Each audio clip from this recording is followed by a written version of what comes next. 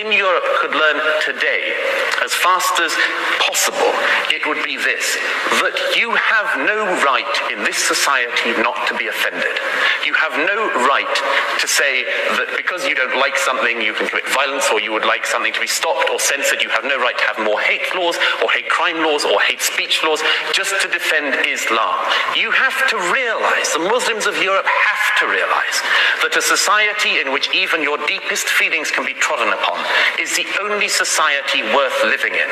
And the sooner we can learn that, the sooner that Islam can learn that within Europe, the better. It is not Europe that has failed its Muslims. It is Islam that has failed Europe. I'd argue Islam has failed its Muslims. Thank you. Hey guys, welcome back to another video. You are highly welcome. I'm Lillian, okay, and this is Adale's React. So we're going to be checking out Douglas Murray destroy Muslim girl in intense immigration debate. I really want to see how this comes out, okay? So let's go and watch it together, okay? In Europe could learn today, as fast as possible, it would be this: that you have no right in this society not to be offended.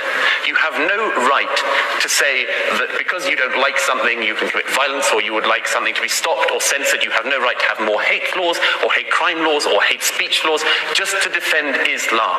You have to realize, the Muslims of Europe have to realize, that a society in which even your deepest feelings can be trodden upon is the only society worth living in.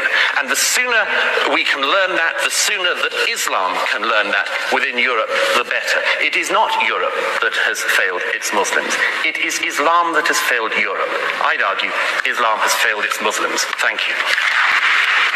Islamic practices, beliefs, and culture have left many countries with no choice but to keep Muslims out of their communities, arguing that their religion fosters violence and not peace that any country in its right sense integrating them can boast of.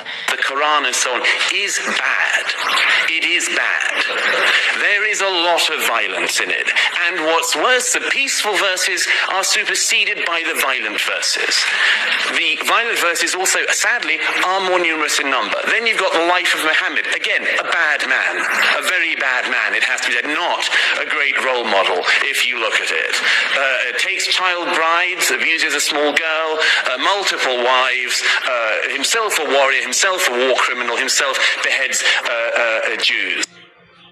Douglas Murray, in his book The Strange Death of Europe, argues that the rise of Islamic fundamentalism and unchecked immigration poses an existential threat to European culture and values. Come to think of it, why are Muslims always trying to defend the Quran if it preaches peace? A good product advertises itself from the first purchase. If so many countries are saying the same thing against you, then Muslim leaders need to go back to the drawing board, Murray says. In today's video, we will unpack Murray's views on Islamic extremism in connection with the social and religious unrest in most parts of Europe, the UK, the US, and others. I'd argue that Europe has done not too badly, considering the circumstances. In the middle of the last century, there was an almost negligible Muslim presence in Europe. At the turn of the 21st, in Western Europe alone, there were 15 to 17 million Muslims. That's a very fast migration, ladies and gentlemen, one of the fastest in human history. And no society would find it easy to deal with that kind of migration. As it happens, European societies, Western European societies have, I think, dealt with this much better than some would. Certainly, Muslims coming to live in Britain and in Western Europe enjoy more rights and better rights, among them freedom of worship, than they do in any Islamic country in the earth here today. According to Murray, parts of the Islamic world have become utterly warped and entirely unlike the traditions they once had. And if we don't address this, the societies we've worked so hard to create will completely collapse, and there will be an increasing number of attacks and problems. Ever since he has focused his attention on what he perceives to be an increasing radicalization of Islamists, both domestically and internationally. Anti-Islam activists have praised Murray for his views, but he has also drawn harsh criticism from those who claim he promotes dangerous far-right ideas and is Islamophobic.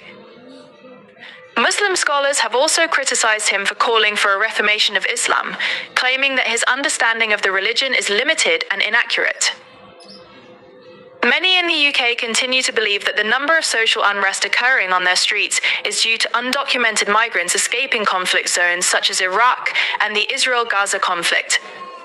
People who follow a violent religion. According to Murray, this is a significant problem that many politicians ignore and that, if left unchecked, could undermine the country's peace. Murray, a controversial commentator accused of a record of hate against Muslims, holds mainstream, insightful, and perfectly decent political views, Home Secretary Suella Braverman told the UK Parliament. Braverman updated MPs on the progress of reforms to the contentious Prevent Counter-Terrorism strategy. Braverman said that Douglas Murray should not have been named in a Home Office analysis paper among public figures associated with far-right sympathetic audiences and Brexit.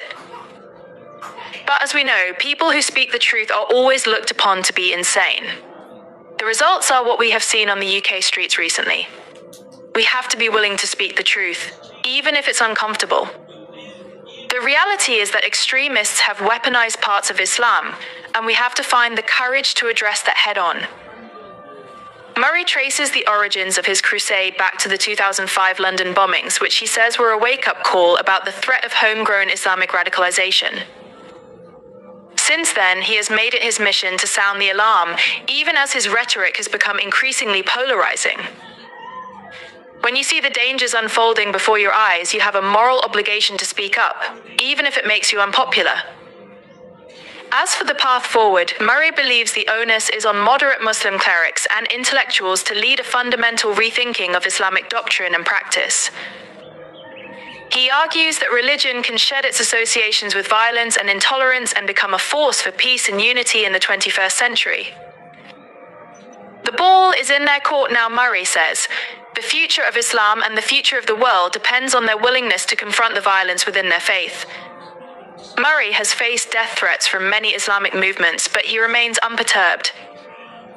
Wow, that is very heated argument, and I will leave it to you on the comment section. Just know that the comment section is your first place of understanding with this conversation, with this debate. And I will leave it to you that it should be respectful, okay? It should be very, very respectful. Knowing your religion, we should be respectful to ourselves. But on my own opinion, I would say is when you come to a country that is not yours, I just feel like you should behave like the way, not in all area, but at least try to adopt the country's culture and norms, and not trying to change this culture to you, not trying to make the culture to do what you believe, not trying to make the country to do what you believe, instead of you coming into another country to adapt to the rules and norms and the culture of this country. It's this same that they said, if you travel to a room, behave like the Roms. When you go back to your country, when you go back to your house, you feel that comfortability that you want. Okay, yeah. So on the comment section, I will leave it to you guys. What do you guys think about this video? Don't forget to like this video, don't forget to subscribe, be respectful, and we really love that about you. Okay, thank you so much, and I will see you on my next one. Bye.